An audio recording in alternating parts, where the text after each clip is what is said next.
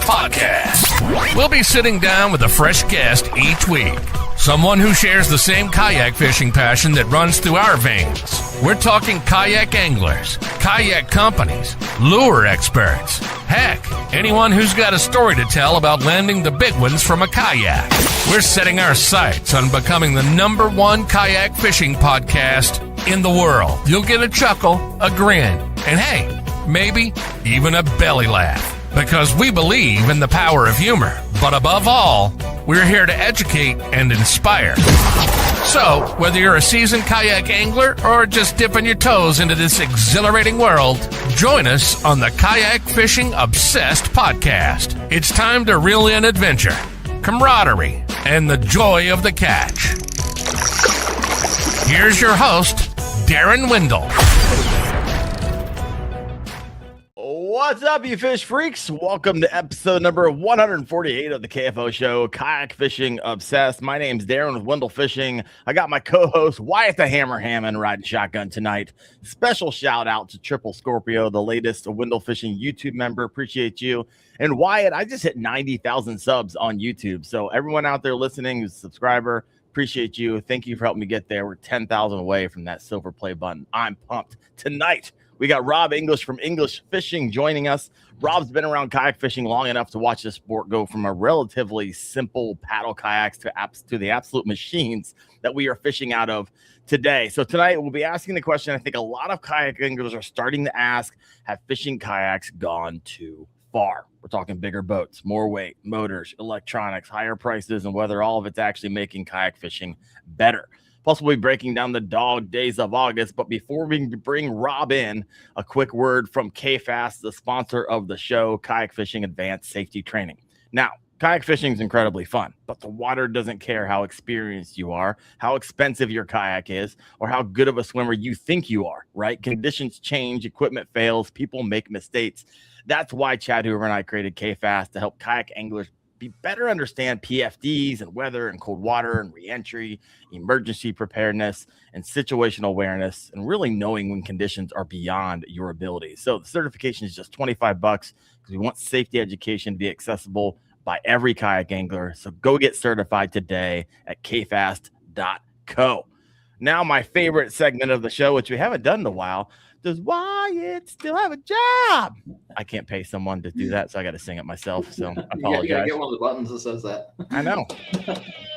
I got my buttons out today. I got the money button, I got the goat button, and I got the hype button. Come on, Wyatt. Do you still have a job? I still have a job right now. I'm starting to think it might be a different question. Might be a different answer in month and a half. Maybe. Hold up. Is this like you're doing, or like you're like you getting pulled in some more meetings on the regular? The universe is doing here. Oh, the universe. Oh my gosh, folks. I don't even know what that means, to be honest with you. So we'll see. We'll see what happens there. You had a good week, brother? Oh yeah. I'll say awesome week. I've been practicing for the Bass Championship. Had a couple of days off, went pre-practice for that. I was out fishing today. So that's how winners win, folks. They pre-practice. No practice, triple practice. Every single day I have off that's not within the off limits for the championship, I will be on Lake Murray. You are an animal, and I look forward to just more red checks behind you. So if those of you listening in, Wyatt has a wall of checks and trophies. I got 6 or 7 broken rods behind me. That's what I got to show for you. All right. Well, Rob's over here waiting patiently, so I'm going to go ahead and bring him in. Mr. English, how you doing, brother? Good. How you doing? Can you hear me? I can hear you. Welcome okay. to the show. So how's everything going? It's going well. I have to say, I'm looking at your backdrop here, and I have seen it all over social media. It has gone viral in a lot of different posts. So for those of you who are listening in, this is like the most organized wall setup. He's even gone so far, like his rods have backlights to them. You might have even seen it online. It looks like he has 75 Daiwa boxes on the top up there. He's got a Daiwa shirt on. Bro, what was the inspiration behind this room? Everyone's a little jealous, including myself, because I just have a giant mess. Well, I always had this as like my tactical room to work in, especially in the wintertime when it gets colder out. I only have a small shed for all my stuff. Most of my kayaks sit outside actually. So this is a place to like actually working with warmth. I built a sink and cleaning table on this side where I'm sitting at. I just wanted somewhere to be my space. And we had the dogs. I actually, when I saw you at ICAST, I came home that Saturday, had to put my one dog down because he was 15, old. Sorry, man. So this is part of that coping, I guess, was redoing this room, turning into my tackle room and doing filming, video, things like that. Just have a nice clean setup, and it's just nice to have. It's nice to have a place for yourself. Yeah, no, it looks good. My place for myself is pushing the cars out of the garage, and then I have a workbench there every once in a while. And I got my office down here. I got the podcast room, which you guys never see like what's over here, but it's a giant mess. It's full. I was about to say this is my corner. Yeah. There you go. You've got always got to have one good wall. Yeah, right. Now those posts are going crazy, like hundreds of thousands of views. Yeah, one of the things I've noticed a lot, especially with our stuff that we do, the kayak thing, whenever I post something that's a little bit different or reaches more than just the kayak people, it really goes. Like any videos where you can try to get extra things that will reach past our viewers really seem to do really well. It was a few years back, I had found a blue call crab coming back from a trip. Oh, okay. The kayak at the launch, put it on top of my kayak, put the GoPro up, and let it sit there while I was loading up. Here it started molting. Oh, come on! So I caught that whole thing on film, posted it. It's a company called Lad Bible. Oh yeah. Oh, they actually paid you for it. Yeah, they picked it up. I think I made $4 or $5 grand just from that one little video. It's crazy. It was millions and millions of views. It was insane. Yeah, that's the thing about as a content creator. Like I could catch my personal best, and a total of 100 people would like it. Yep. If I break my rod or fall out of my kayak, millions of people will love it. So it's like, my gosh, you always have to be like rolling and be willing to go through that, edit that stuff. So, congrats on that. I would imagine your Instagram followers kind of shot up a little bit with hundreds of thousands of views. Yeah, it definitely helps. It's nice to get like 1,700 views, 1,700 new followers within a couple of weeks is nice. When it's stagnant for so long. I hear you. I hear you there. Now, for people who are listening, who don't know Rob English, who are you? How'd you get into kayak fishing, brother? So I started this journey about 13 years ago when I bought an old Hobie PA 14, which was a monster beast to try to lug around by yourself. I wanted to get something card top. Luckily, one of my friends was on the Hobie team. He left, went to Wilderness, wasn't that comfortable on the Wildernesses, so went back to Hobie. I took his spot, and from there, it's just been a whirlwind of different things going on through the years, between starting out as pro staff or ambassador, and then our pro staff, then content creator for Wilderness, up to managing the pro team now. Last year, I took over as social media manager and try to give some bring that less corporate feel and actually that real feel of real anglers fishing, and not using setup photos, but actually using the team, the guys that we have on our team that do great content and great photos, and sharing that and getting that more roots feeling to it. Yeah. Yeah. Well, you show up my feed all the time. You do a good job on their content as well. So good work there. I've always been interested in like pro staffs. I've always tried to personally avoid them. I don't see a lot of them, to be honest with you, that are ran really well. Either the company's not happy with the pro staff, or the pro staff pissed off at the company because they're not doing anything. Yeah. And I'm sure you probably see this as well. I'm sure yours is different though. I've been from day one, I've been pretty lucky between Wilderness is an amazing company as far as pro staff taking care of their guys, the deals they give, and working with Daiwa, getting on their Captain and Guides program, working with Yak Attack, Yak Power, guys like that. They're actually developed pro staff teams that are going to support their product and push their product out. And it's not like, oh, here's 10% or here's 5% off in a code.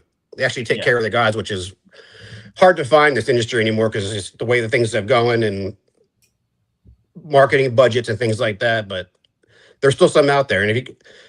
And for people that are trying to get into that, it's just do content, make content, and show what your value is to them, and then reach out to them.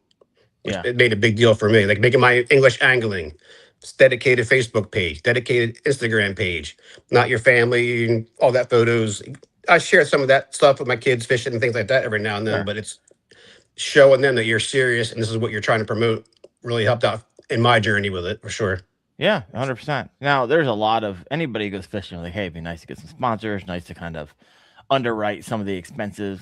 Fishing's not getting cheap. Lures are getting expensive. Soft plastics are going Everything. to the roof. Kayaks are going, they're getting really insane. I got one kayak that's just like by the day. It just keeps getting more and more expensive. And I almost like want it to be my tricked out kayaks, kind of fun getting there.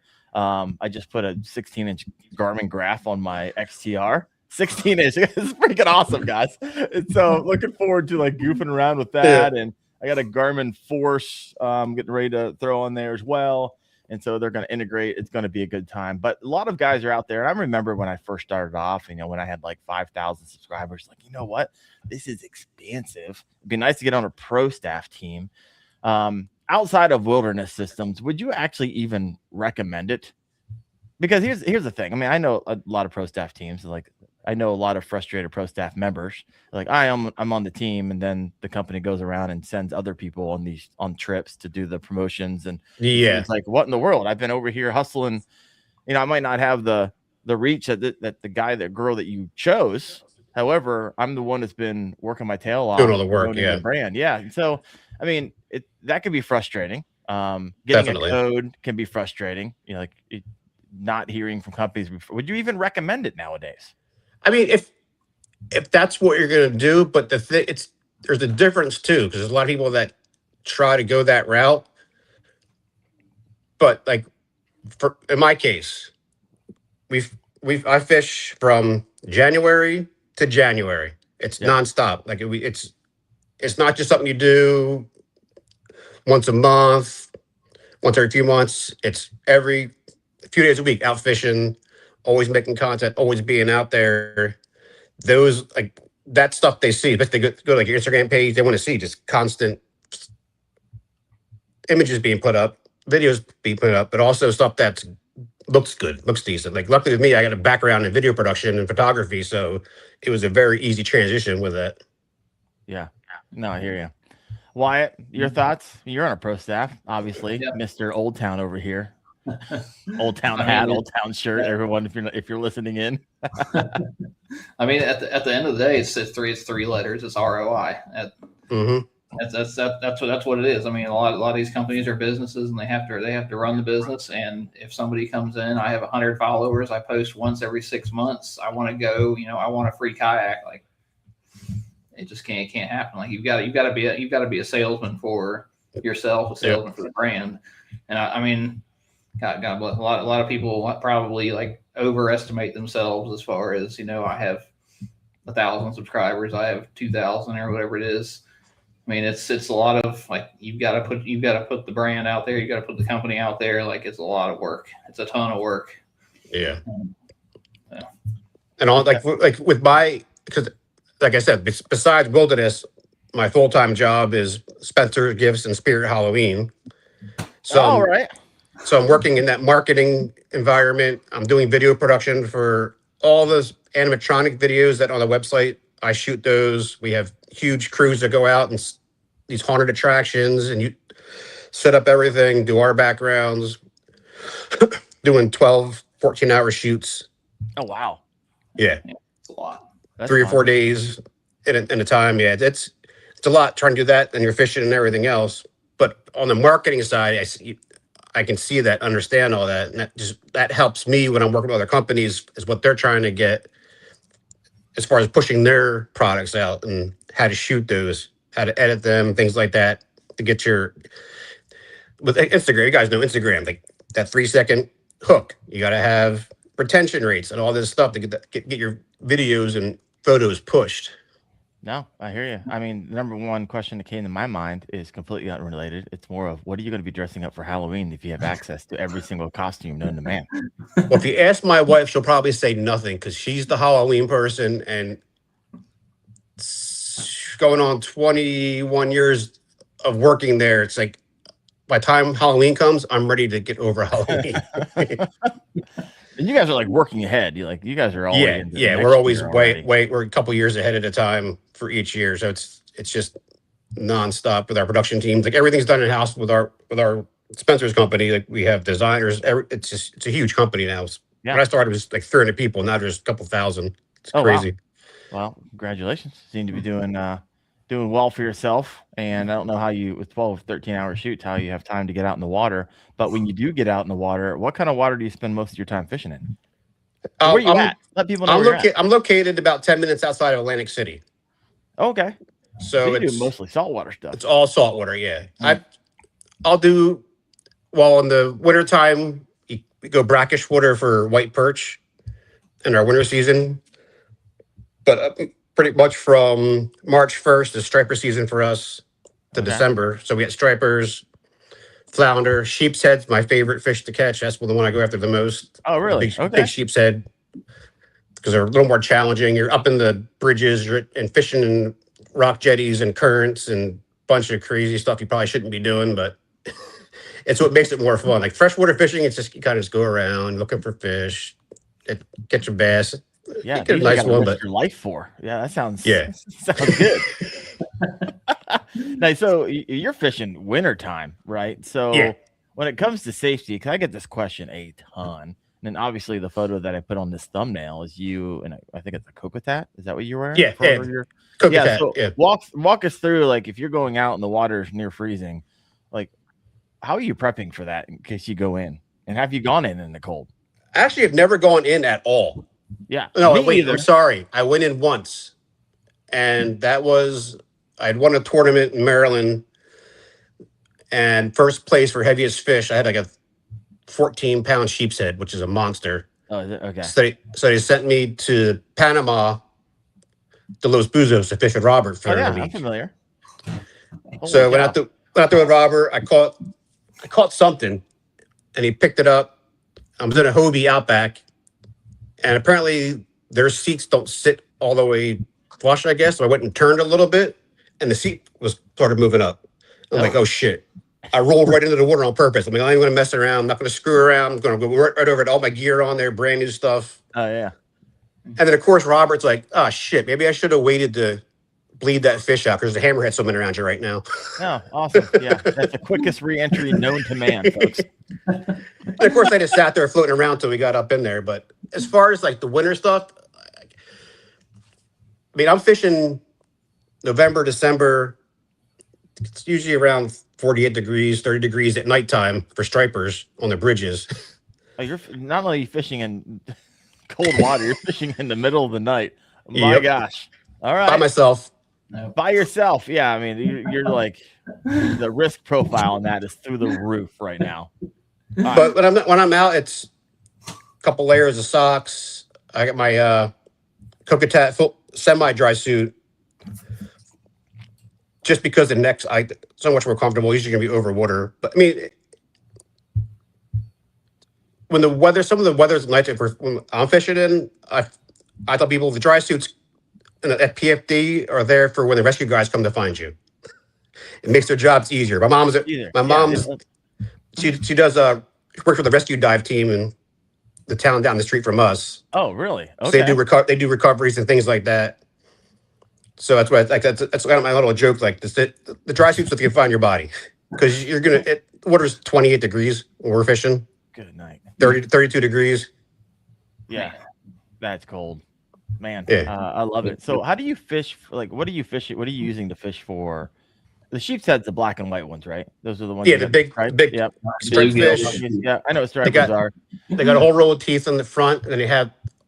If you open their mouth, the roof of their mouth is covered in molars. Yeah, I've seen them. They're freaking weird. Yeah, so what we use is how do you hook that thing? You use a 1/4 ounce bottom sweeper jig, and live sand fleas. Oh, okay.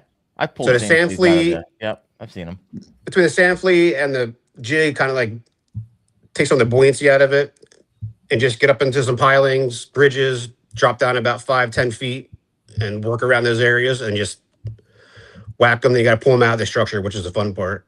Okay. While you're also in current, that's doing 2 miles an hour or something like that, depending upon the weather.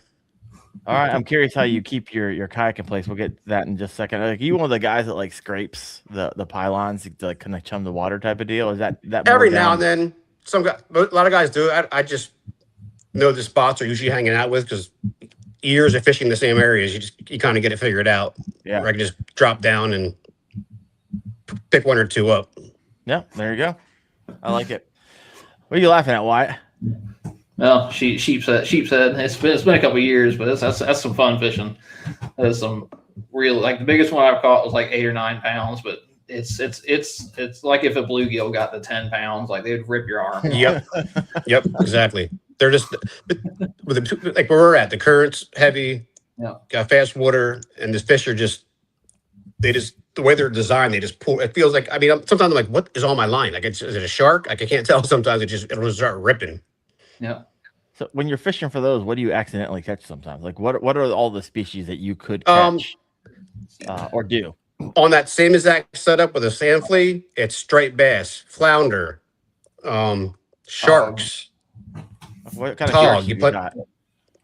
In our bays, we got brown sharks and sand tigers. It's mostly brown sharks, which Okay. get to about 5 feet, 6 feet. Good night.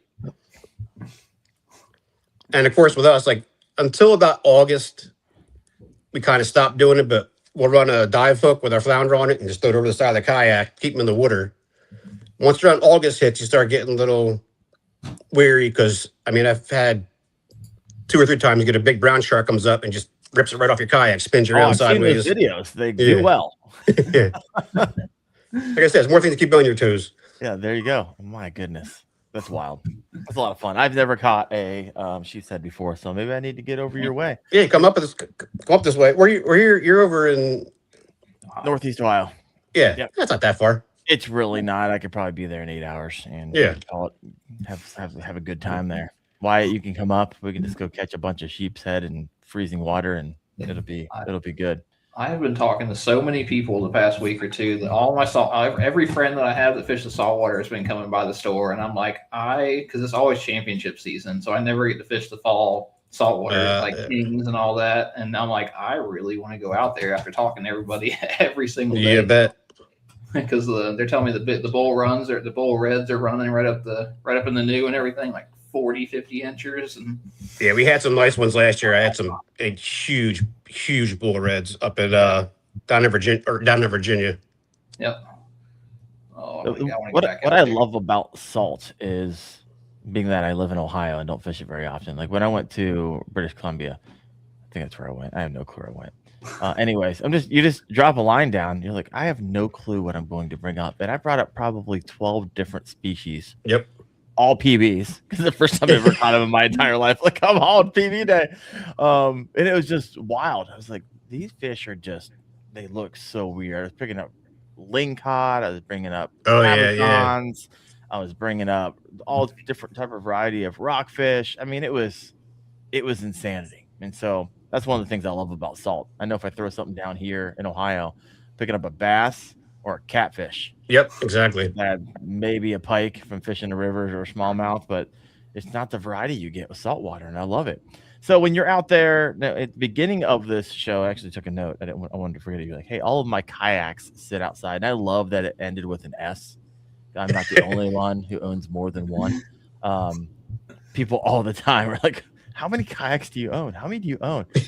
I have 8 right now, and that's like I can't do 9, so I wouldn't end up like selling them out, and I keep my favorites and I run with them. And some of them are simply reviews and sales. Some are for the river, some are for adventure fishing. They're really light, and I drag them through the woods. Other are tricked out with 16-inch graphs and everything in between. Because I get a lot of questions. People always ask me, hey, what kind of, I'm this height, blah, blah, blah. And they list off 3 random pieces of information expecting me to give them a recommendation on a kayak. And sometimes I can. A lot of times I can't because there's too many variables, but that's why I have so many. I like to be in them so I can help serve the community some. However, walk us through the kayaks that you have been in over the years and like talk about them a little bit, right? Were your favorites? Which one have you sold or got rid of that you wish you didn't? Which one are you in now? And then, of course, kind of wrap it up with the wilderness systems and some of the latest and greatest that you were showing off at ICAST. So let's see. Currently, I got rid of 2 this summer, so I think I'm down to 8 now, maybe 9. I'm not really even sure. That's what I'm talking about. On top of that, I got 2 hulls back there from my Tactical Pro demo that we worked with. The one that you were showing. Yeah. I mean, you probably don't have a lot of space in your backyard. You live in Atlantic City, right? So it's outside.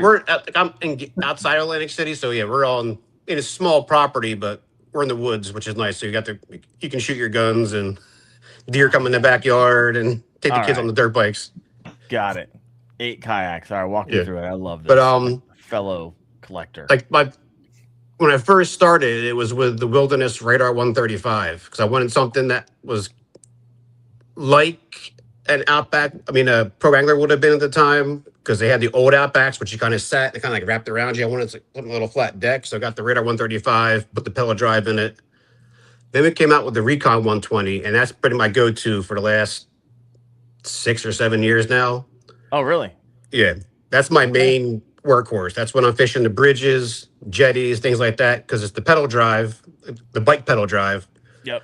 So when you're fishing in these tight spots, you just pedal forward and pedal backwards. So you're with the older Hobies, you had little pull cords you had to pull for for the drives. The new 360 drives I think they have now, you can get away from that, but just the ease of one less thing to worry about. Just pedal forward, pedal backwards. When you're up in the pilings, like the eddies are always spinning you all over the place. And most of the times that we're fishing sheepshead, so you want to be nose up. Like I have a one objective motor bow mount for the front of my Recon. Yeah. Just for the fact that I can back it into the bridges and stuff without actually hitting the hull of the kayak. Got like it. Yeah, little barnacles and all that stuff, right? So yeah. Eating away at it. And you got to watch out because you're getting spun around. You're getting your up and down the boat wakes and stuff, and you can tear rods apart up in like catwalks and things. There's a lot going on while you're trying to catch a fish. You got 30-foot boats blasting by you with 3 outboards on the back, cigarette boats flying by. Meanwhile, and then you catch one and they're pulling you into all this stuff. Yeah, exactly. There's a lot. I mean, I feel that way on the river, right? You're like, okay, I get one more cast in before I get pulled into this tree. And you're like, wait a second. If I actually catch this fish, I'm going to need more than the 3 seconds that I gave myself. So you reel it in and there's manage a lot going on. Yeah. Let alone other people who may or may not be paying attention and eddies and barnacles. And man, kayak fishing is fun, but definitely know your limits. And you were obviously an experienced angler. Probably what you're doing is not for a beginner. Have you ever taken someone out? I've taken someone out once. You're like, hey, you took me out on an advanced day as a beginner. I was like, all right, fair enough. Like I actually had to I had to use my safety knife. The only time I ever had to use it and cut his anchor rope because it was caught on something and the wind was going so bad. So I pulled it out and cut him and he got free. Yeah. And, 2 years ago, I was doing guides throughout the weekends and stuff. And once I took over as social media manager, that took over that spot because guiding it's fun, but you're working with other people. And where we're at Atlantic City, you're fishing the inlet. It's not most days aren't for everybody, especially somebody that's not used to it or fishes freshwater gets out there. And it can, what seems normal to me, to somebody else would be like, what are you doing out here? Why are we even out here? Like, it's fine. Yeah, the sheepshead are right up there. Look. Yeah, they're right there. Just gotta go get them. Yeah. Saltwater. I stopped talking about saltwater. I'm going to become a saltwater fisherman. Oh, man. Come on, Wyatt. Come on. Well, for us, for saltwater, we've been getting a lot more tuna, bluefin tuna, close to the shore in August. So I'm going to try to go next weekend. The weather's good and go up north about an hour and see if we can look around some little tuna. They went and yelled at everybody in North Carolina because guys were paddling off the Outer Banks and catching them, and then the Fish and Wildlife went and stopped them. Did they? Yeah. Why'd they stop them? Walk us through It the was logic. something with the regulations about the fin fish or migratory fish, where like I don't know what it was, but there were guys like catching 200 and 300 pound bluefin from their kayaks. I seen the one kid. I think he's in a pro angler that goes out there and does that. Yeah. I can only imagine just hooking up to a fish that large on a kayak and just going for a ride for an hour or two.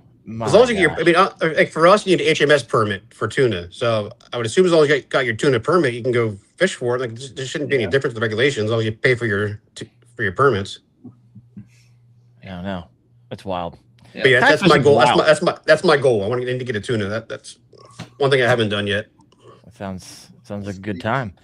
So what are you running? Are you running the Recon 120 is like that. That's like my workhorse. Oh, you're still running it to this day. Yeah. Got it. And then we have the Tactical Pro 128, which is our big kayak. That's straight motors. So I got the Torpedo ultralight on the back of that. Okay. I still have my XI3 for the bow mount. Yep. Then we have, everything's NEMA networked into the Lowrance, the Puck GPS, troll motor, everything. So I can go on my Lowrance and just go do, make a route and hit go. And it'll follow that route for flounder, which is nice. Yeah, that's what I'm trying to do with the Garmin Force and the Garmin I have. So basically make it one boat, yeah. Stuff, yeah.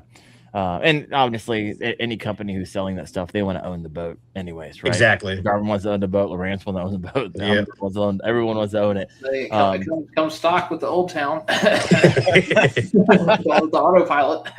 Interesting enough, today I was actually testing out the new retrofit EPDL for the first time I saw that ever, and so was on that today, and it was interesting. I'm not going to give away kind of my thoughts on it. Got to edit that video, but first time on it. And so for those of you who don't know, obviously EPDL's been out for, the technology isn't new. What's new is that they're retrofitting it to a lot of the old, if not all of the old PDL drive systems. So you can basically just pull that out and put it in, no wiring, and you're good to go.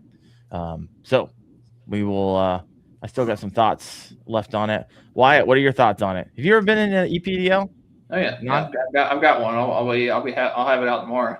Oh, will you? All right. Yeah, I'm taking one of my buddies. He wants to with the BFL changes that happened on the boat side. He wants to get in the kayak world, so I'm gonna give him the EPDL and we'll flip back and forth and let him ride my kayak. I'll give him the EPDL and just kind of get him into the kayak world. There you go. See where he fits. A nice buddy. Yeah. So you see what he likes. See, I was like, it's only gonna be like $3,000, $4,000, $6,000, $7,000 to start. Yeah, it's fine. It's like cheaper than a boat. Yeah, right. Should have bought a kayak, but I need to go find his social media and just write that for him. So I'm not familiar with the. I don't really follow a lot of all of that stuff. What's happening that makes him want to come to the promised land and upgrade to kayak fishing? The BFLs are going to a team format now. I guess because the co-anglers were getting shut out with forward facing, so now it's 2-man teams. And if you don't have a 2-man team, you can fish as an individual against the teams. But then, if you do make it to the if you do make it all the way, then the boater goes to the FLW Cup, and you have to go to the All-American or something like that. So you're like it's that child not being. They raised entry fees went up to like $500 per team, and there's some other changes, but so. Can you imagine being a co-angler when the main angler's on FFS? You just basically be like, just that was the very last boat tournament I ever fished. Is we were fishing in 90 foot of water, and I was staring at the back of the guy's head for 8 hours. Yeah, yep. And he doesn't give a rip about you. So we're in 80 foot of water, and like, what am I gonna do? 80 foot of water, just sit back there and get ready to grab the net every once in a while. Yeah, my goodness, that's wild. Rob, the big boat, what's it called again? The Tactical Pro. Yeah, the Tactical Pro. You guys made some recent updates to that. I was at ICAST. You walked me through them. What are some of them? Because I know some people had some thoughts, and what's the feedback that you received after you launched that boat? The preview, didn't you guys actually won at ICAST? You won something. Yeah. Didn't you? Yeah. It was we first dropped it last year. Yep. For the and as I said, reception was great on it. Went out. They decided to make some changes in the flooring, give it a little more structure, get some more water shedding. My boat never had any problems with it. Some guys seem like they're getting water coming over. I mean, I'm not sure what if you're running a bow mount motor on that kayak without a stern mount and all your weight's up front, you're gonna get water all over the damn place, coming up over the bow, splashing in the stuff. Mm-hmm. So they're getting water coming in their hatches, which I mean, so I've been doing this for 13 years. If you're coming into this and expecting a kayak to be dry, it's never going to happen. No matter what kayaks are kayaks, you're never going to have a dry kayak, whether it's a hatch, seal. I've not seen them. Maybe they're out there, but yeah, well, I've only ever had one. So yeah. So like they did some changes with the floor, got rid of the double hatches, made one single hatch. You got a sturdy place to step, because when I'm fishing the Tactical Pro, I actually walk up on those two hatches and stand up there to sight cast. They're not made for that. You're just doing. Yeah, it, they're made for that. They actually have the ones that even with the model we still have, they have step pads on them just so you can step up there, do your sight cast, and that was the whole point of making that like catamaran style hole, so that your bow mount drops the front. And when it's kicking on and moving around, you don't get that twist that you do in a V-hole. It's between the catamaran and like the little scoops in the front, it just digs in. Like I can run around with the spot lock and not have any worries about tipping over this way or tipping over that way, or when the anchor's on and it try to kick back in. Yeah. You don't get spot rocked. Yeah. I've seen my buddies that happen to every once in a while. So like I said, people were complaining at some issues they didn't like, so they made the changes and hopefully everybody happy. Yeah, I mean, no one's ever going to be happy. So sure. The answer to that's no, but more people a little more happy. All right, that's awesome. Anything new coming down the Wildy Systems pipeline that you'd probably be able to share, or probably not? Oh, I have to ask. I mean, we're working on a lot of new products for accessories and things like that. Working on getting some of the older models back together. We're working on changing out our seats to the Millennium seats, which you saw at ICAST. We put the Millennium seat in the Recon and the Tactical Pro, and some of the older models that we have, they're trying to retrofit and see if they can get it to work with that to bring those guys back too. Yeah, is it going to be swivel seats? Yep, swivel seats. All Millennium seats, swivel seats. I'm not sure if I'm not sure. Non-swivel. I think most of them are. Most of the ones that I've seen have been. Yeah. Yeah, and when I was up in Canada doing the Pike trip, which dropping all the photos this week, but man, we had Millennium seats on those Lunds as well, and so wildly comfortable, and we were slamming through the waves. And so they actually had like little springs for shock on the front. Shocks. Yeah, and so I was like, oh, that's interesting. I've heard a lot of guys like them, talk about them. I'd never seen them until I saw them on our kayaks at ICAST, but I hear a lot of guys like the seats, and they're pretty much a standard in the industry. So yeah, I got some comments over here. Let's go over here and check these out. No, New Canoe Flint does not have a swivel, so thank you so much, Dan, for letting us know that. I have never been into Flint before. I'm actually going to go pick up a U10 next week from Raccoon Creek Outfitters. Looking forward to take that out in the river right afterwards. And Yakin Life said, really wanted a Tactical Pro, but can't seem to part with my Recon. What is a kayak that Wilderness System has that everyone's like, hey, why did you get rid of this? Why'd you stop making it? Please bring it back.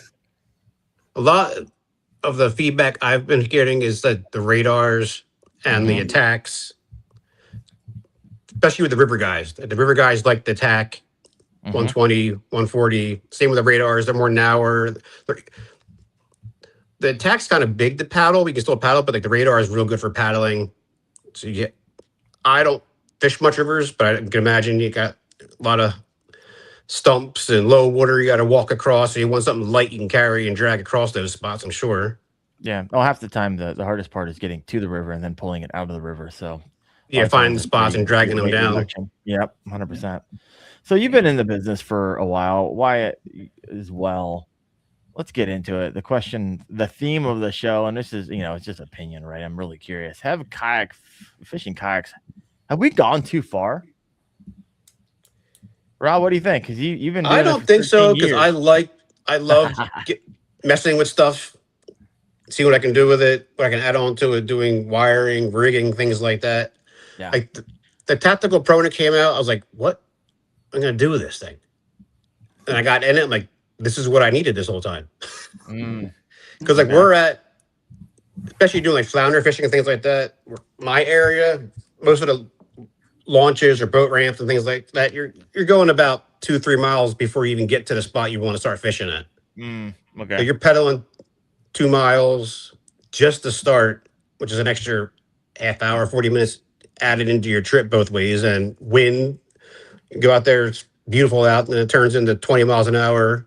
So you're trying to pedal against the tide into the wind for another hour back to the spot you launched at. So like the bigger kayaks for me, that had the great purpose of covering ground, trying to find new spots that you wouldn't normally go to. It's like, oh, should I waste my time doing this or doing that? And being able to spot lock, just going up to a spot and hitting boop, fish there for 10, 15 minutes, move to the next spot. Yeah. You know what? I've never had spot lock before. I think I'm close, and I know it's going to be awesome whenever I get it, but I've never had it before. So. It's absolutely amazing, especially like if I'm flounder fishing or just to be able to control where you're going, the speed, the current's going too fast, you just hit a couple times. And of course, I got a rod in one hand, I got the remote in the other hand going, do, making little adjustments. But if you don't have that, you're just getting pushed wherever the wind's going to push you or the tide's going to push you. No, and the spot lock, and it's just be able to go to a spot and just stop and stay on that spot, drop bait, anything. Yeah, I'm wildly jealous of when I fish with people who have it. Trust me. And I was supposed to get a Tarova that just kind of fell through it, and I was never able to get that. Well, I lied. I do have spot lock. It's sitting upstairs. I haven't installed it yet. I got the Garmin Force Current. So, and now they, everyone was like, when it first came out, like, oh, I'm not quite sure about spot lock from the stern. But they just came out with an update where they have bow lock. So they basically rain manned it. And so you can actually bow lock that from the stern. So I look forward to testing that out. So that'll be the first. I look forward to that. I did see that too. I was interested to see how that works out. Yeah, how that actually holds up, or, it seems like a lot of correction, but, technology these days are kind of insane, especially Garmin. If anybody can figure it out, Garmin's going to figure it out. So got some comments over here. Dan Hale Fishing getting ready to mention would love to see the attack back for moving water or something with a little more rocker. Want to say anything about that, Rob? Like I said, they've been retrofitting and working on that. One of our guys, JC, was out testing one of our attacks in a tournament, and they put the seat in, and he said it worked great. So hopefully they progress with that and get those back. I know guys are looking for those attacks and radars again for the river guys especially. Yeah. And I paddled an attack 140 for a year and a half, and if somebody hadn't rear-ended me and cracked it in half, I'd probably still have that thing. Yeah. They're a great big sturdy boat, plenty of room. Wyatt, what about you? Have they gone too far? Has it gotten a little out of control? No, I love it. I'm the same way.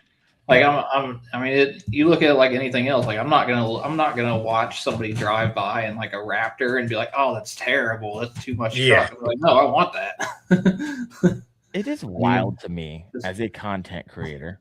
Rob, you might see this as well. Wyatt, I know that you post some stuff from time to time, but just people's wild comments, like wild takes, like, "Oh, if you got to put it on the trailer, it's not a kayak anymore." It's like, interesting. It's a wild take. If you're not paddling, it's not a kayak anymore. It's cool story, bro. There's so many people who look at it from the outside looking in. If you're in it like you're in it like we are, I'm with you, Rob. I love to tinker, right? I did a lot of DIY videos that kind of got the channel up off the ground when I was, 5 years ago. And I still love to tinker with all that stuff. And so it's like, how can I make this little slice of heaven that I float in even better, right? And so, that's gonna mean motors. I'm gonna upgrade my 9-inch graph to a 16-inch graph because I want to, and it's gonna be freaking awesome. You know what? I might need a Vision because I want to play the game while I'm playing, while I'm fishing today. Exactly. Why not? Over the years, you start building.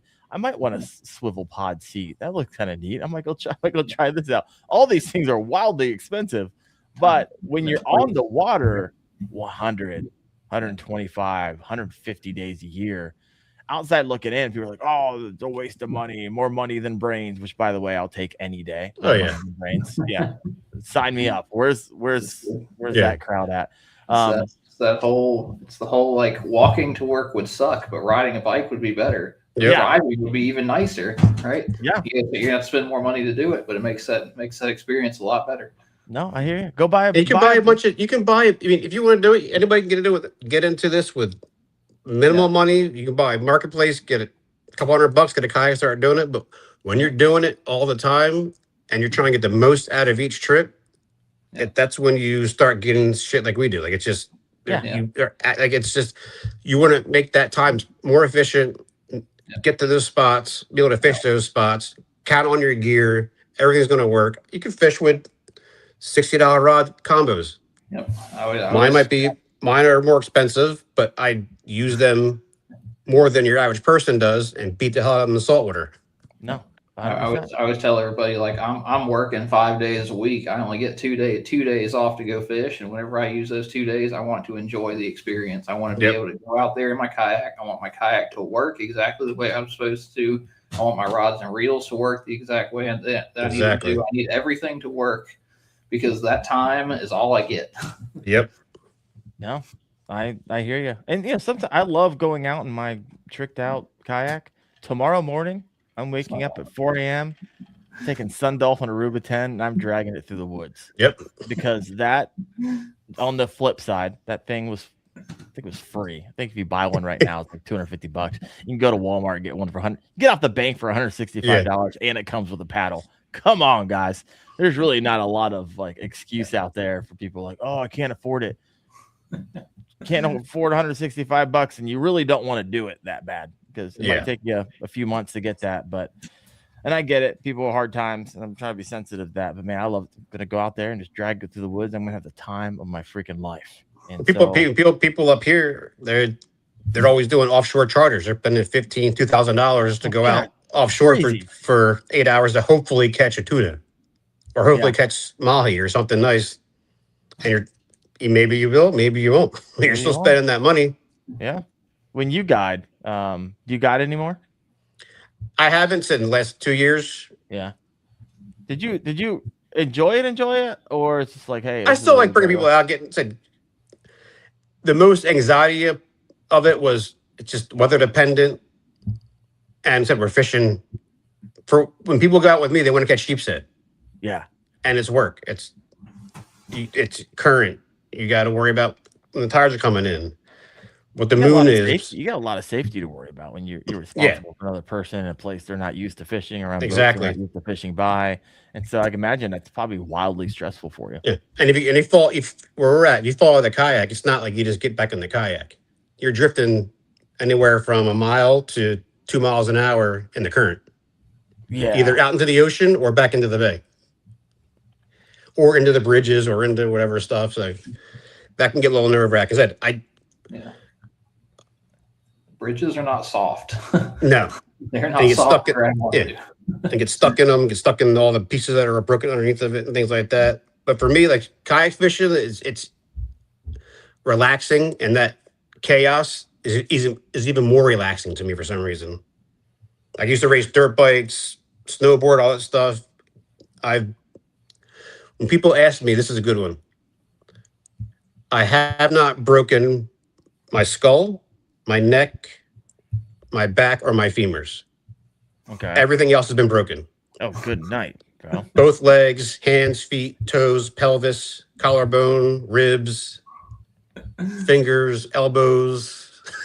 You got an adrenaline junkie over here. I didn't realize it. Just a mess. So kayak fishing, like, I'm not going to fall over and die. Today. Yeah, when the bar is that low, I'm not going to break a bone today. Yeah, I can see how that can be. We used to, like in the wintertime when we were younger, we go race dirt bikes and then go surf afterwards. Hurricane season comes, we're out surfing, and hurricanes in November, October, water's cold. don't know how many times you're probably going to die, but it's like, it's just water. You're just going to hit the water. Yeah. It's not like you're jumping 30 feet in the air, landing on the dirt, or another bike landing on top of your back. Sounds like that's happened a few times to you. Oh, yeah. So, swerving back to kayak fishing and fishing kayaks, what's a modern feature that you really feel that's genuinely made kayak fishing better? Like, what's one that pops in mind? Or maybe it's just personal to you, Wyatt. This could be you. If you guys are listening in, I also want to hear from you if you're listening in right now. Do you feel like kayaks have gone too far, or are you like us? You just love to tinker, and hey, it's as personal as you want them to be. Let us know in the comments. But what's a feature you're like, oh yeah, when that came out, I use that like every day. For me, it was a spot lock. Just having the ability to have spot lock, and then getting like all my yak power lights on, so I can go at nighttime, hit spot lock, turn those green lights on, and it's just all the back bay, all the bait shows up, start hanging out. Yeah. Then the bigger fish come in, start catching the bluefish, stripers, things like that start coming around. That was one of the biggest things that I enjoyed the most. Once I had that set up. How long does that take to set up? By the time you get there, you spot lock, you turn the green light on. How long does it take until the bigs start rolling in and start chasing that bait? Bait's in there within minutes. Oh, really? Minutes? Okay. Yeah. How long does it take for the predator fish to kind of? You'll start seeing them come in if they're around, within like 20 minutes. They'll start popping up. To hear them splashing around and see them. Every now and then you'll see a bluefish go cut by through the green light, chasing the bait. Yeah. You got little crabs coming in, blue claw crabs coming in. You got shrimp coming in. You got killies, minnows. It just lights the whole bay up. It's crazy. Yeah. Are those lights? Do you have those lights like underwater, or are you just shining them down? Just on the side. They're just on the side of the hull. They're above the water line, but the green lights are so damn bright. Yeah. No, that's awesome. I've never tried that before. I only go night fishing like 3 or 4 times a year. I'm usually on the move. I don't like spot lock or anchor down and throw green lights down, but I could see how that would work. But that's a quick setup within minutes. Yeah. You have a smorgasbord. That, and when I have the lights on, fishing the bridges, kick the lights on, you can see where your line's cast in, because especially under the bridge is completely dark besides the shadow lines for the lights. Yeah. So you can see where you're hitting stuff at. That makes things a little easier instead of just guessing how close you are to the side of the bridge where you get caught up in the pilings. For us, a lot of the fishing's nighttime. Fishing for stripers, under light structure. Okay. Flounder's okay, but it gets boring just looking around for flounder to me. Yeah. I like to be casting, like constantly moving around, constantly doing something. I don't like trolling. I don't like doing that stuff. Have to be some type of active skill involved. Yeah, exactly. I'm not a big fan. Wyatt, how about you? What's the? Gotta bring you down here and have you troll for kings. I do that in Lake Michigan, not in a kayak. Definitely could. But you hear a splash, you turn around, there's a kingfish like 5 feet in the air with the bait in its mouth. It'd be fun. It's just, my goodness, I don't know. I could do it once, but it's not something I want to do like all the time. Wyatt, what about you? What's that one? I mean, it's kind of a holistic thing of like kayak companies starting to design kayaks more for people to build off of. Because I mean, you look at kayaks of 10 years ago, and you got a hull, and maybe there was a track mount on there. Everything that you had, everything you had to put on there was manufactured yourself. Like the track system that I don't know who designed the track system, but that track system that you see on all over the place that just allows for the interchange of parts it's changed the world. Once you have that on there, you start getting kayak companies that are listening to the people that are fishing out of them, and just make kayaks where you can just kind of do whatever you want. Allow you to tinker a lot easier than having to drill holes and things like that in your kayak like you used to have to do. Yeah.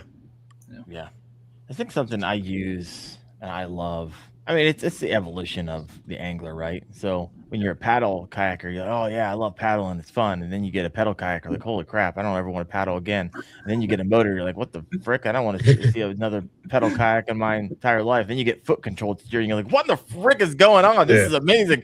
You can just basically drive with your feet for the next 2 hours and not have to take your hand off your rod. It's just the evolution of it and comfort and graphs and forward facing sonar and just kind of all that interplays together. And it's just fun. You want to say? You just made me think of this too, like, especially with the Tactical Pro and things like that. Like, it's becoming more like as a drum set, so you can put all your stuff wherever you need it. Yeah, and be comfortable in it, and you don't think about it. You just do what you want to do. Yeah, and your body just fits in there naturally, and you get your foot steering, so you can steer with your foot. You just focus on fishing, not worried about all the other stuff. Mm-hmm. Yeah. I mean, do you think, and this is interesting because you got companies like New Canoe, and that's kind of their DNA, right? We're going to create the blank canvas, give you the most track any other kayak company out there is going to give you, and let you build on it. Now, that's one strategy. It's a more expensive strategy because they basically give you the blank canvas. Then you got other strategies where, like, I just got a Camino Journey Outpost, which the review's landing this Thursday on that. But it's like, it's defined. Like, there's not a place on that kayak that isn't utilized or thought through for somebody's type of fishing. However, there's some track, right? You can fit some stuff on it. However, it's pretty already set, right? You're buying a premium priced kayak for a specific way of fishing. Do you think companies are going to start leaning more toward the open deck layout and allow people to have? Is that what people want, or do you think people want specified kayaks and they're just going to happen to pick the one that best fits them and the waters they fish? Because that's two different strategies coming from companies. Say time and place for both. Like, I mean, if you're fishing every single day, then you want to change stuff.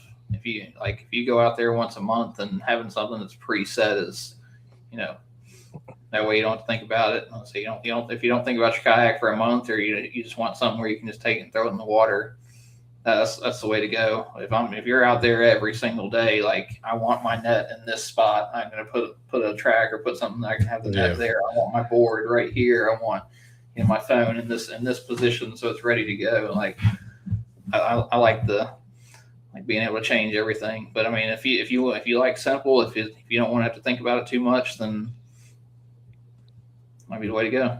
Yeah, Rob, how about you? That's why I have multiple kayaks. Like, to me, it's like a golf clubs. 100%. There's certain things you want to do. If I'm fishing the back bays, I want this certain setup. If I want to fish over here, this certain setup. So, like, a kayak, if I'm going to fish for perch, is completely different than going out stripper fishing or going out doing this. I want to have certain things where I can put them for that type of fishing I'm going to do. Not be stuck with one. I mean, some people, all they do is fish lakes. So you have certain amount of fish, like I said, bass or catfish. Yep. Your local, so you're set up just for that all the time. So that's easier to have that one set up, and there you go. Yep. Or if you're doing multiple things, current, rocks, jetties, back bays, like, there's certain things that fit in those things that make things easier to fish those. For me, at least.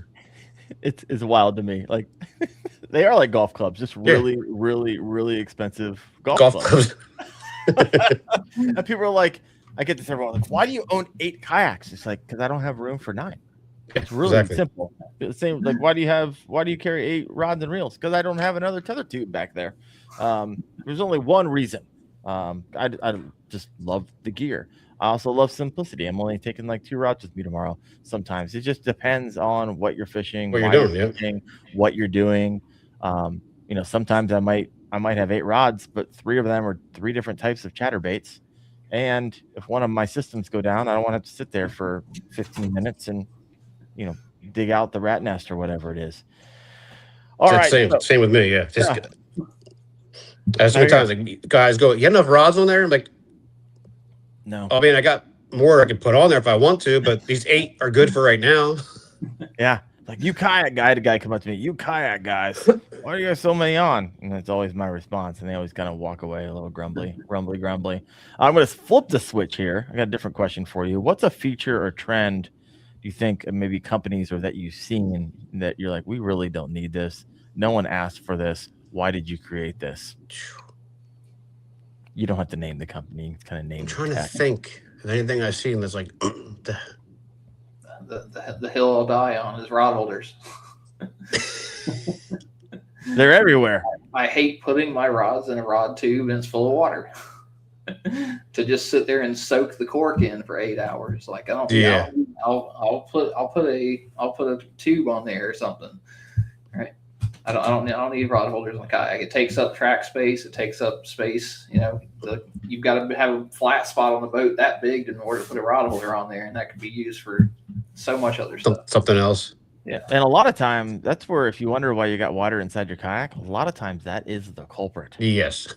Right? It's the rod holder. You're looking around for this crack in your kayak, and what you don't realize is that it's just leaking in from your rod holder, and there's a crack in there, or it's not sealed correctly, and that's your culprit. So if you got a little bit of water, I'd check that first. Because some of these things, my goodness, on the Camino Journey Outpost, there was four rod holders out the back, and they were angled. I was on my Old Town PDL Sportsman Pro today.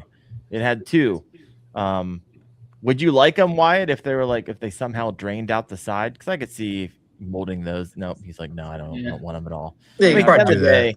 You I've could. got the Attack rod holders on there. Yeah, once you got a tether tube, you're like, okay, it usually just fits the bill if you're going to be carrying a lot of them. Yeah. All right. That's one of the first things, like with our with the recons that we have. That's one of the first things I do when I get them. Drill a hole in the back and put in flush mount rod tubes that we sell from Pelican to put in the back. And the only reason they're back there is that's where I put my net at. Oh, there you go. There you go. Anything else or feature or trend? Rob, I don't think you've answered this yet. Yeah, I can't. There's nothing that I saw that just didn't seem like that's stood out to me being as something that's like, what the hell is that for? Because pretty much most stuff's coming out is for some kind of purpose. It's just whether or not it actually ends up lasting or holding, especially with me with saltwater. Saltwater will test any equipment out there as saltwater. Yeah. Destroys everything. No, I hear you. I mean, I literally doing the reviews on the PDL and the EPDL. This was rated for saltwater, but I've never actually had it in it. People are like, "Are you gonna take that in salt?" It's like, I live in Ohio, folks. I live in Ohio, and this is what I'm finding with a lot of these kayaks. Like, So yes. what happens is that companies send them to me, and I promise them a review and return. It's a trade, right? I tell them I'm not promising you a favorable review. In fact, watch the one that's going to drop this Thursday. It's not wildly favorable. It's just truthful. And I've had companies kind of get a little frustrated and upset with me. I have companies that won't work with me anymore. And I have some who are like, hey, you're just going to get a room for improvement section anytime I do a review. You don't make the perfect kayak. And a lot of times it's like, it doesn't even look like you even talked to any anglers. Sounds like you made a lot of decisions in a boardroom somewhere and thought this was good, or talked to dealers. You never actually talked to fishermen. And it's very clear to me that you didn't. But what I'm finding is that companies are sending me more kayaks on the regular, and it's broadening my, like, a lot of these kayaks are small use cases. Like, holy cow, like you created a very expensive kayak and technology for a very small use case, like a niche within a niche within a niche. And I was like, how in the world are these companies making money? That's the hard part right there. Yeah, on these micro use case kayak setups that I know that they have millions of R&D into. There's not enough of us out there, like for a business model around this. So I don't know if you guys, Rob, if you noticed this, Wyatt, if you've thought about this at all, or looked at some of these kayaks coming out, because man, it doesn't seem like there's a huge market for some of these things. Yeah, I agree. There's a couple of things coming that I've seen come out that they're good intentions, but they still need a lot of work on as far as what they're going to do, how they're going to do it. And then the thing is, like, have you, your new company, but have you had guys on a team or bring guys on from a team to actually use these, how they're going to be used on a daily basis and how they're going to hold up? Yeah. So if it's like, it's just, you need actual on the water from experienced people to understand, well, that's not going to fit here, or that rod holder in the back, that's not accessible. It's hard to get to. Like, that track here is not going to be good enough for this, or like, or sturdy enough. If I'm trolling, it's just going to hold up if a big fish pulls on it. Like, computer models and AI can do a lot for you, but you can't get that actual on the water experience of how it's going to hold up, dragging across the road, dragging it off the truck, taking it to launches, down the ramps, Yeah. smashing it into rocks and bridges and pilings. No, I hear you. I mean, Wyatt, I love Old Town. I had the EPDL retrofit out today, and I was like, there are 4 things that I'm like, what? It took me about 30 seconds to see them through starting that thing up. Yeah. Where's that feedback? Like, my goodness, where's the feedback cycle? Because as an angler, I was like, these are things I need, but I don't see them. Why aren't they? Why are they coded the way that they're coded? Anyways, we'll get into that some other day. Here's we're already an hour 10 minutes. See, Rob, I was telling you, sometimes you get to an hour and 10. I was like, how do we even get here? So if you got a question for Rob or Wyatt, go ahead and throw that in the comment section. We'll be answering some of those toward the end of the show. Here's a question for you, right? Obviously, Bonafide came out with the Bonafide XTR 140P. It's essentially a motorized kayak with almost like a backup pedal drive in case you get stuck. So it's a really expensive backup redundancy there, but the thing was sweet. Essentially, they took an XTR and it seems like they stretched it out a bit. I'm not gonna lie, I'd get into it. Just more room. It's like the XTR that I have. But like we're getting to the point where the molds on these kayaks, like I know the ovens out there that cook these things. I've been at big adventures. You're not gonna get many more inches that's going to fit in that oven. Legally, you can't get much. You can't get it much. I mean, once you hit over 14 foot, you turn into a whole different classification. You do. So you got that, and you have just simply the ability of the ovens that are available out there to cook larger boats too. So the question is, do you think that industry eventually swings back to lighter, more simpler boats, or do you think it just continues to get built out? Right, we got Camino Journey coming online. You have the Masa 128 and 97 coming online from Voya X, and that's getting some initial positive feedback. There's another company called Wild Nova that's kind of keeping their cards close to their chest that are coming out with something. You can go to wildnova.com. No clue what that is. I was actually supposed to review it when I was down at ICAST, and they pulled the plug on that because they weren't ready. But I had to like sign things like you can't take photos, can't take videos. We just want feedback. It's like, okay, I appreciate what you're doing as a company. Just let me know when you're ready to move on that. And so you got new kayaks coming into the space. It's a log jam, right? And there's not a lot of like openings. Maybe on the entry level, some companies could like make some more entry level fishing kayaks, but that mid-tier 700 to 1500 to 3000, it's a freaking log jam. There's so much competition there. It's insane. So like, what do you think, Rob? You're in this business, you run our pro staff, you have conversations about this all the time. What does the future look like for these companies, for the consumer, for the industry? I'm not sure. It seems like the last 2 years there's so many more kayak companies coming out, and it's like the kayak companies that are already established are doing their thing, and they try to come in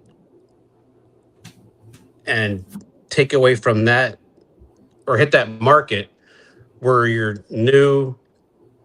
You don't have that brand like knowledge, trust type of thing. It's got to be hard for them to get it out. As I said, if they're specified, like most guys aren't buying a $4,000 kayak for the first kayak that just wants to go, oh, I'm going to go try this today. It's more of, he left. He's like, nope, you're wrong. Yeah. He's like, I'm going to go get my $4,000 kayak. Welcome back. I heard some weird button on the side of my mouse, and it's like what you did one time. I accidentally bumped it. All right, sorry, Rob, keep going. But I get it. I'm amazed to see the amount of companies coming out with new product to try. Like, it feels good to me that there's that much of a market for what we're doing. Yeah.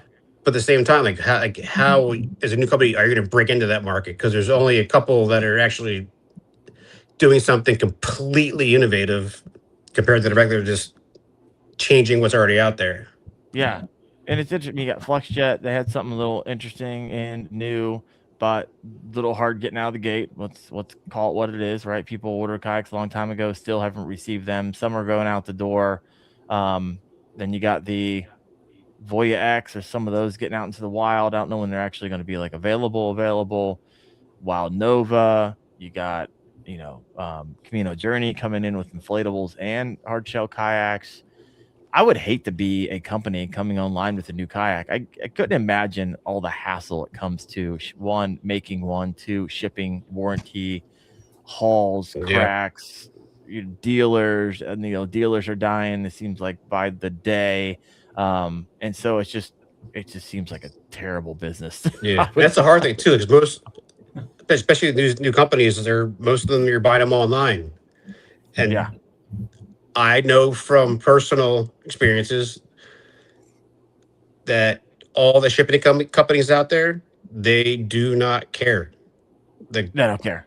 They go from the truck from the factory, they go to the distribution center, and then from distribution center, it's drag them across the ground, throw them in the back of the trucks. I've had kayaks come strapped to the side of the trucks over top of pallets. I've actually After my demo, I had my production come in for the tactical, and the side rail was pushed in about 5 inches, where it was hit by a pallet or something. So, like, these new companies, like, is that even a thought in their head? Like, how are we going to get these to people? No, and it's a lot of times where it all falls apart. You could do everything right as a company, and then the shipping, just completely botches the delivery, and then of course the consumer's angry at the company. I actually had a good experience about one through. I had one coming through Camino Journey. I had to come to Eco Fishing. It was my outpost. It actually came like white glove delivery service. Thing was like wrapped in like a piece of carpet. It looked like. It's like, holy cow. Nice. That was nice. Old Town delivered one. You can actually buy Old Town like an Amazon right now and have that shipped to your door. That one came in perfect condition. I've never had an issue of getting one shipped to my house before, but obviously I know people have, and it's really all depends on who it is throwing it around that day, or how good is that forklift driver really? Yeah. Is there going to be a hole in your kayak, or is you got to nail that one? You're never going to know. You never want to know. All right, got some questions over here. Yak and Life said the best thing I've ever done with my recon is get a trailer. There you go. He says I need a lighter kayak. I can just drive around and toss around. I tell you what, it's a lot of fun. I'm actually just looking forward to tomorrow pulling up my truck, dragging and throwing my Sun Dolphin Aruba 10 out, throwing a rod in and going, and not having to be at the ramp for 10 minutes, like rigging it up and ringing up my cameras and doing this and doing that. So looking forward to that. All right, last question for you guys. It's our 115 here. We got 50 live. If you haven't not yet done so, please hit the like button. I don't ask people to do this very often, but if you haven't rated the show, if you're listening on Spotify, head over there, give it a rating. Hopefully 5-star rating. You're getting some value out of this. I'm assuming that if you're at 1 hour and 15 minutes, you actually got some value. So help me out there. Last question. If you could design your perfect fishing kayak tomorrow with no manufacturer telling you what it needed to have, visualize for the listener, what would that look like? Or maybe it's a kayak that you're like, okay, I like this kayak. However, I would change these 3 things. It would be perfect. All right. I've thought about this and I've tried figuring it out a little bit and gave up. With my Tactical Pro, I think if I had the right time and experience, I could get a jet ski motor in the back of that thing. Oh, okay. That's what I would want. A little Sea-Doo motor in the back of that thing, so I can run offshore. Not like a flux jet motor. You're talking about like a straight. No, like a Sea-Doo, a little Sea-Doo, like one of the little Sea-Doo Scout motors. Or something. I'm sure you've seen the Kayak Brazil ones where they put gas motors on those. Yeah, something like that. But you're saying little inboard jet ski motor right in the back of that hole. Okay, I like it. Holds 800 pounds. So if you just is it 800 the gas tank up front? Yeah, I think the Tactical Pro is like 700. Okay, yeah. So you put the motor in the back, little gas tank in the front, run out 5-6 miles, and 20 minutes, I'll be happy. That sounds actually amazing. I'd love to get one of those like kayaks have motors on them and just cruise. No, granted, I could put a motor on my XDR or I had the Unlimited Max and probably go 15 miles an hour, but I like it. All right, Wyatt, how about you, brother? Oh, it would be similar to the 136 I've got now. I'd like to see. I don't know if it could be done, but a like tunnel hole system or similar to the TAC Pro system with the pod mounted motor in the middle of it. Something like put an 80 on there.